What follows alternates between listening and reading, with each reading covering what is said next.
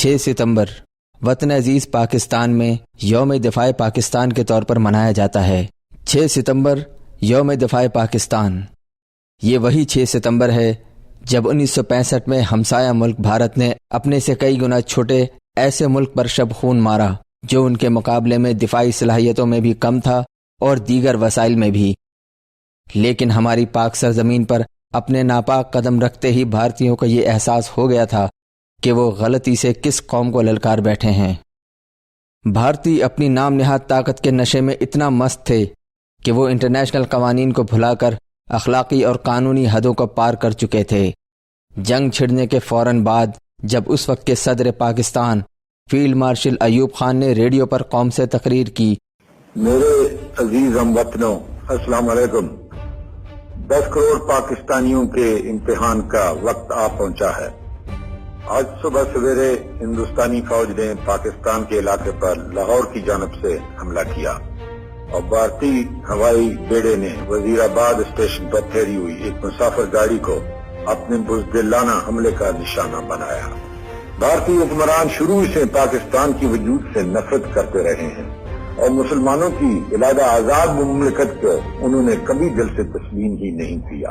ہندوستانیوں نے لاہور کے دلیر اور بہادر لوگوں کو سب سے پہلے للکارا ہے۔ تاریخ میں لاہور کے دلیروں کا نام ہمیشہ زندہ رہے گا کہ انہی کے ہاتھوں دشمن کا ہمیشہ کے لیے خاتمہ بھی ہوا۔ پاکستان کے 10 کروڑ عوام جن کے دل کی دھڑکن میں لا الہ الا اللہ محمد رسول اللہ کی صدا گونج رہی ہے، اس وقت تک چین سے نہیں بیٹھیں گے جب تک دشمن کی توپیں ہمیشہ کے لیے خاموش نہ ہو جائیں۔ ہندوستانی حکمران شاید ابھی نہیں جانتے کہ انہوں نے کس قوم کو للکارا ہے۔ اللہ تعالیٰ کا واضح ارشاد ہے کہ فتح ہمیشہ سچ کی ہوتی ہے۔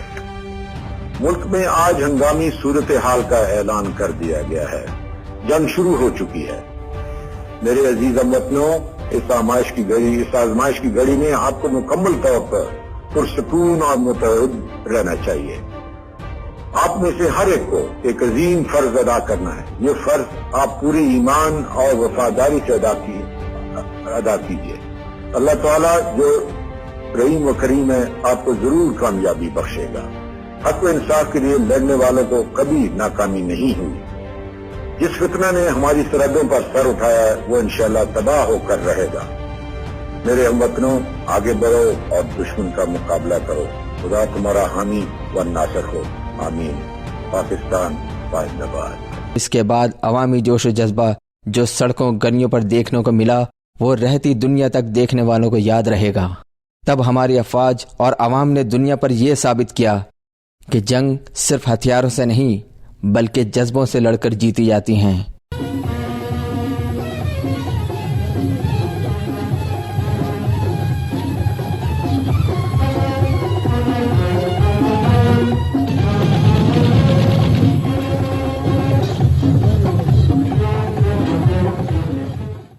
پاکستان اور بھارت کے درمیان 17 دن تک جاری رہنے والی اس جنگ میں بھارت کی 1 لاکھ فوج کا پاکستان کی 60,000 فوج سے مقابلہ تھا۔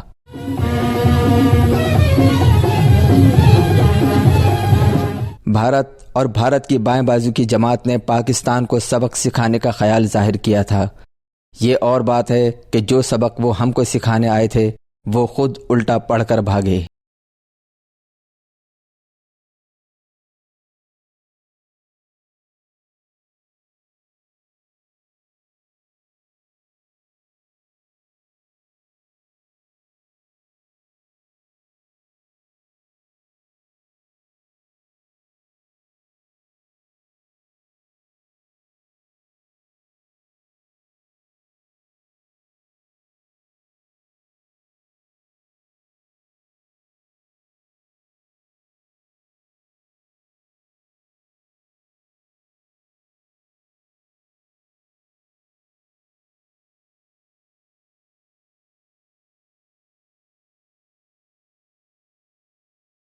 1965 کی پاک بھارت جنگ کے محرکات تو پاکستان کے وجود میں آتے ہی سامنے آنے لگے تھے۔ تقسیم ہند کے بعد سے ہی پاکستان اور بھارت کے درمیان میں خاصی کشیدگیاں رہیں۔ اگرچہ تمام مسائل میں مسئلہ کشمیر سب سے بڑا مسئلہ رہا، مگر دوسرے سرحدی تنازعات بھی چلتے رہے۔ مثلاً رن آف کچھ کا مسئلہ جس نے 1956 میں دونوں فوجوں کو آمنے سامنے لا کھڑا کیا۔ اس کے بعد آپریشن جبرالٹر مزید کشیدگی کا باعث بنا۔ یہ آپریشن جبرالٹر مقبوضہ کشمیر میں کشمیری مجاہدین کے انقلابی کونسل جنگجوان آزادی کی طرف سے شروع کیا گیا، جس میں بھارت کو کافی زیادہ جانی و مالی نقصان اٹھانا پڑا۔ اس کے بعد پاکستان نے کشمیری مجاہدین کو باقاعدہ سپورٹ کرنے کے لیے بھارت کی مقبوضہ کشمیر میں اہم سپلائی لائن کاٹنے کے لیے آپریشن گرینڈ سلام کا آغاز کیا۔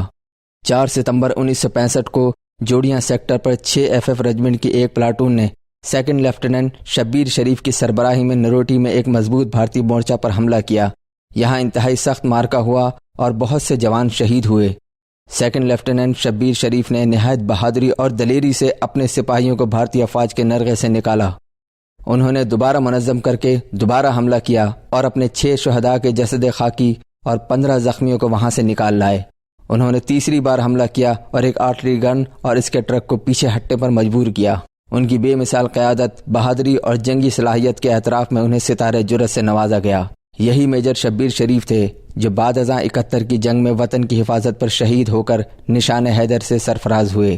بھارت ستمبر سے پہلے ہی پاکستان کے ہاتھوں رن کچھ کی شکست کی شرمندگی مٹانے کے لیے پاکستان پر حملہ کرنے کی تیاری میں لگا ہوا تھا۔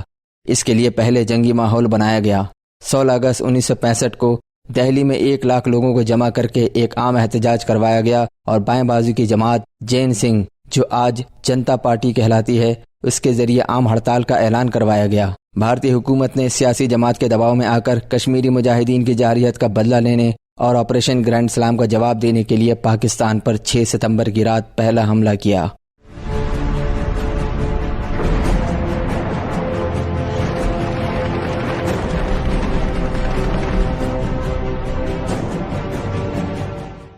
جنگ کا پہلا حملہ ہوتے ہی انڈین وزیر اعظم لال بہادر شاستری نے پارلیمنٹ میں اعلان کیا کہ بھارتی افواج صبح کا ناشتہ لاہور میں کریں گے، جبکہ دوسری طرف بھارتی کمانڈر ان چیف نے 6 ستمبر کی شام لاہور جم خانہ کلب میں جام لنڈھانے کی گپ ہانکی۔ 6 ستمبر 1965 کے روز بھارت نے رات کی تاریکی میں میجر جنرل نرنجن پرساد کی قیادت میں 25ویں ڈویژن ٹینکوں اور توپ خانے کی مدد سے لاہور پر 3 اطراف سے حملہ کر دیا۔ ان میں جسٹر، لاہور مغل پورہ سیکٹر اور بیدیاں لنک کینال کے بارڈر شامل تھے۔ ہمیشہ کی طرح چوکس پاک فوج نے تینوں محاذوں پر نہ صرف پیش قدمی روک دی بلکہ متعدد بھارتی سرحدی علاقوں پر بھی قبضہ کر لیا۔ بھارت نے کشمیر، سیالکوٹ، سیکٹر جونڈ کا محاذ، گنڈا سنگھ، قصور، فاضلکا سیکٹر میں حویلی لکھا سیکٹر، راجستھان، غرضے کے جہاں جہاں ان کا بس چلا وہاں سے پاکستان پر حملہ کیا۔ جنگ کا اعلان ہوتے ہی صدر ایوب خان نے ریڈیو پاکستان کے ذریعے قوم سے خطاب کرتے ہوئے بلند عزم و حوصلے کا اظہار کیا، جس کے بعد پورے ملک میں اللہ اکبر کے نعروں کی گونج سنائی دینے لگی۔ ریڈیو اور لاؤڈ اسپیکرز پر ملی ترانے گونجنے لگے۔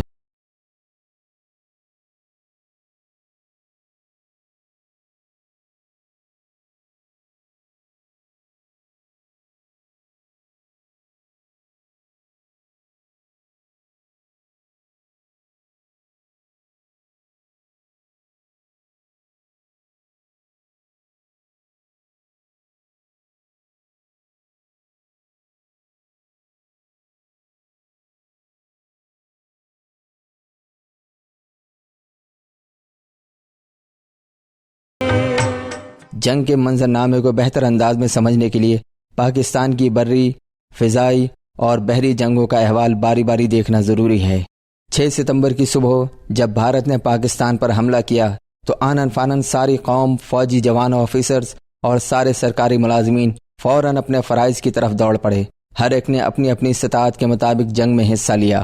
چونڈا کے سیکٹر پر جہاں بھارت نے ٹینکوں کے ذریعے سب سے بڑا حملہ کیا، پاکستانی فوج کے جوانوں نے اس محاذ پر اسلحہ بارود سے نہیں بلکہ اپنے جسموں کے ساتھ بم باندھ کر ہندوستانی فوج اور ٹینکوں کا مقابلہ کیا۔ تاریخ نویس اس محاذ جنگ کو دوسری جنگ عظیم کے بعد ٹینکوں کی سب سے بڑی جنگ قرار دیتے ہیں۔ طاقت کے نشے میں چور بھارت نے 600 ٹینکوں اور 1 لاکھ فوج کے ساتھ سیالکوٹ میں 3 مقامات سے حملہ کیا، لیکن پاک فوج کے جوان اپنے جسموں پر بم باندھ کر ٹینکوں کے آگے لیٹ گئے اور چونڈا کے محاذ کو دشمن کے ٹینکوں کا قبرستان بنا دیا۔ سینکڑوں ٹینک ملبے کا ڈھیر بن گئے۔ چونڈا کے مقام پر پاک فوج کی قیادت جنرل ٹکا خان کر رہے تھے، جنہوں نے ہمت و بہادری اور شجاعت کے ذریعے نہ صرف سیالکوٹ کو بچایا بلکہ بھارتی کمانڈروں کی جانب سے پاکستان کی life line G T road کو کاٹنے کی خواہش بھی ناکام بنا دی۔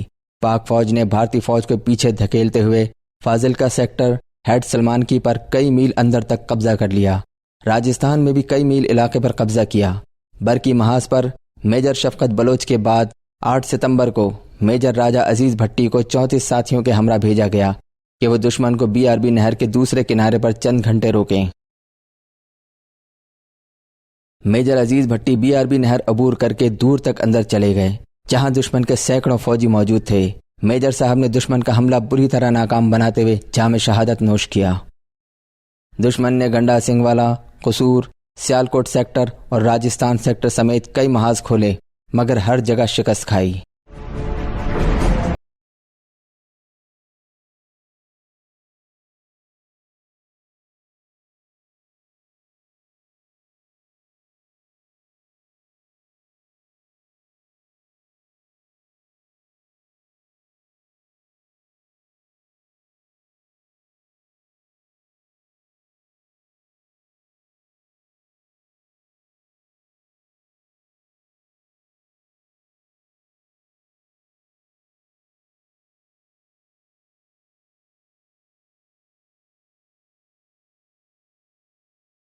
ستمبر 1965 کی جنگ میں نیوی کی جنگی سرگرمیوں نے دفاعی تاریخ رقم کی۔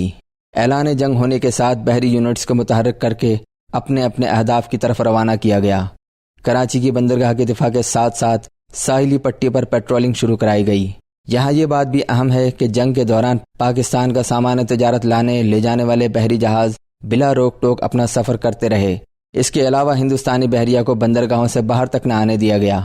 پاکستان نیوی کی کامیابی اور اخلاقی برتری کا ایک ثبوت یہ بھی ہے کہ ہندوستان کے تجارتی جہاز، سرسوتی اور دیگر شپس کئی عرصہ تک پاکستان میں زیر حفاظت کراچی کے بندرگاہ میں کھڑے رہے۔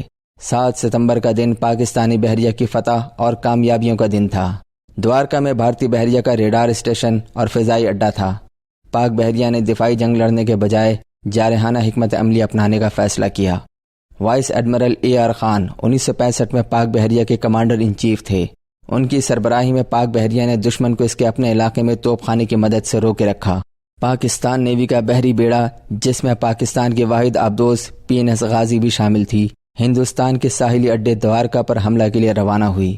اس قلعہ پر نصب ریڈار ہمارے پاک فضائیہ کے آپریشن میں ایک رکاوٹ تھے۔ یہ نیول فلیٹ صرف 20 منٹ تک دوارکا پر حملہ آور رہا۔ توپوں کے دہانے کھلے اور چند منٹ میں دوارکا فورٹ تباہ و برباد ہو گیا۔ 4.5 منٹ تک مسلسل بمباری کر کے 50 راؤنڈز فائر کیے گئے۔ مطلوبہ ہدف تباہ کیا اور دشمن کو سنبھلنے کا موقع ہی نہ دیا گیا۔ اس کے علاوہ رن وے کو بھی مکمل طور پر تباہ کر دیا گیا، جبکہ انفراسٹرکچر اور سیمنٹ فیکٹری کو بھی راکھ کا ڈھیر بنا دیا گیا۔ پاک بحری آبدوز PNS غازی کئی روز تک بھارت کے سمندر میں مٹر گشت کرتی رہی۔ بھارتی ساحلی علاقے میں توپ خانے کی بے شمار توپیں نصب تھیں۔ اس کے باوجود پاک بحری آبدوز غازی نے بھارت کے اندر جا کر تباہی مچا دی، دوارکا کا مضبوط بحری اڈہ تباہ کر دیا اور PNS غازی کے خوف سے ہندوستانی طیارہ بردار بحری جہاز وکرانت خطرے میں پڑ گیا اور اسے ہندوستانی بحریہ نے بمبئی سمندری ساحل سے نہیں نکالا۔ اس طرح ہندوستانی بحریہ پاکستان کے خلاف کوئی بڑی کارروائی کرنے میں ناکام رہی۔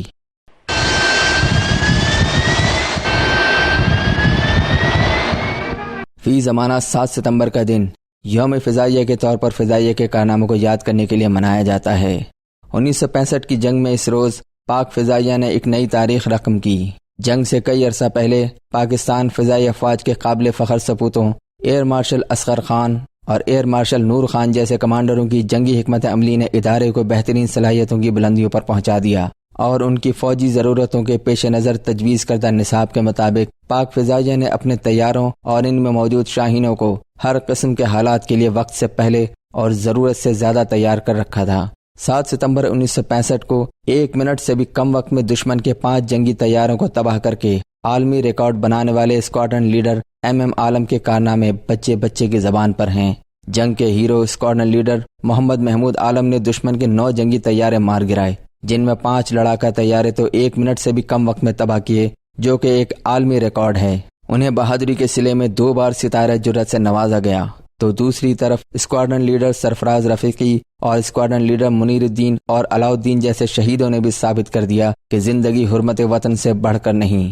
پاک فضائیہ نے 6 ستمبر کو بھارت کے فضائی اڈوں پٹھان کوٹ، آدم پور اور ہلواڑہ پر بھی بھرپور انداز میں جوابی حملے کیے۔ پٹھان کوٹ میں پاک فضائیہ نے بھارت کے 10 طیارے تباہ کیے اور متعدد کو نقصان پہنچایا۔ اس 17 روزہ جنگ میں پاکستان نے مجموعی طور پر 35 طیاروں کو فضا اور 43 کو زمین پر تباہ کیا، جبکہ 32 بھارتی طیاروں کو طیارہ شکن گنوں نے نشانہ بنایا۔ اس طرح مجموعی طور پر بھارت کے 110 طیارے تباہ ہوئے اور پاکستان کے صرف 19 طیارے اپنے ملک کے دفاع میں کام آئے۔ ان حملوں میں پاک ایئر فورس کے بہادر اسکواڈرن لیڈرز سیسل چودھری، سرفراز رفیقی، ظفر احمد چودھری اور دیگر کئی ایک نے بھارت کے ہوائی اڈے پلواڑہ، جودھ پور اور آگرہ پر بار بار بمباری کی۔ پاکستان ایئر فورس کے جنگی جہاز سرگودا ایئر بیس سے اڑتے تھے اور آگرہ، دہلی، بمبئی اور دیگر بھارتی ہوائی اڈوں پر تباہی مچا دیتے تھے۔ اسکواڈرن لیڈر علاؤالدین نے دوسرے ساتھیوں کے ساتھ گرداسپور میں ہتھیاروں اور گولہ بارود سے بھری ایک بھارتی ٹرین کو نشانہ بنایا اور اسے تباہ کر دیا۔ اسکواڈرن لیڈر علاؤالدین اتنا نیچے اڑ رہے تھے کہ تباہ ہونے والی ٹرین کے کچھ ٹکڑے ان کے ہوائی جہاز سے ٹکرا گئے اور ہوائی جہاز کو آگ لگ گئی۔ علاؤالدین اپنے پیراشوٹ میں نیچے کود پڑے، لیکن ہندوستانی فوج نے اترنے سے پہلے ہی فائرنگ کر کے شہید کر دیا۔ علاؤالدین کو ستارہ جرت سے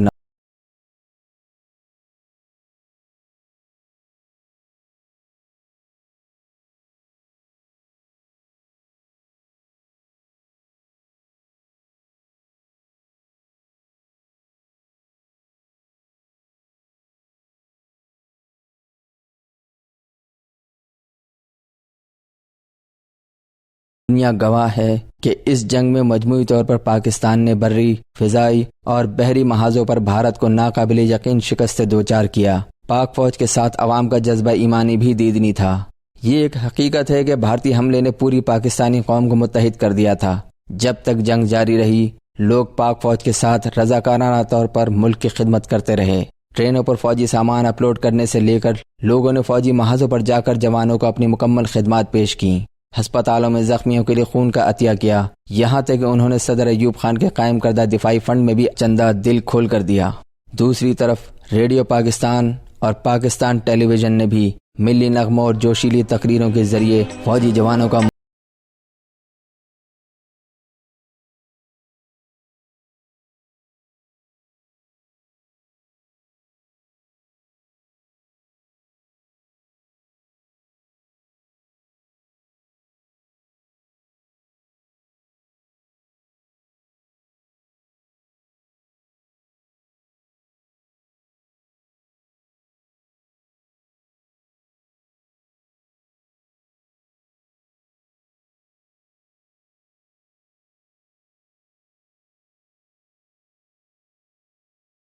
پاکستان بننے سے پہلے اور بننے کے بعد بھی کشمیر ایک نامکمل ایجنڈا رہا۔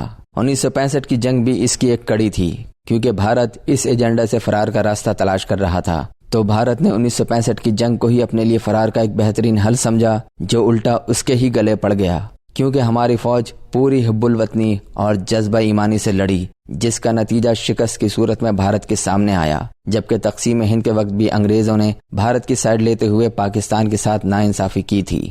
انگریزوں نے بٹوارہ کرتے وقت کئی مسلم اکثریت علاقے پاکستان میں شامل کرنے کے بجائے انڈیا میں ہی شامل رہنے دیا۔ تقسیم کا یہ ابال تب سے ہی ان کے دلوں میں ابل رہا تھا۔ مہاجرین جو اپنے اجداد کی زمین چھوڑ کر پاکستان ہجرت کر کے آ رہے تھے، ان مہاجرین میں ہر رنگ و نسل سے تعلق رکھنے والے لوگ تھے۔ ان کے قدم اس خوشی میں تیز اٹھ رہے تھے کہ کل ان کو صرف اور صرف پاکستانی کے نام سے جانا جائے گا۔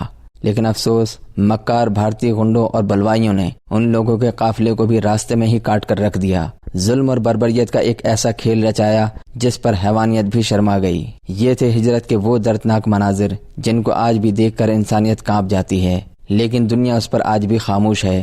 جو راستہ ہمارے لیے 1965 کے شہداء نے ہمیں دکھایا، اب ہم اسی راستے پر چلتے ہوئے اپنی منزل کے بہت قریب پہنچ چکے ہیں۔ ہماری یہ آزادی ستمبر کے شہداء کے خون کی مرہون منت ہے، جس کا ہم کبھی حق ادا نہیں کر سکیں گے۔ پاکستان زندہ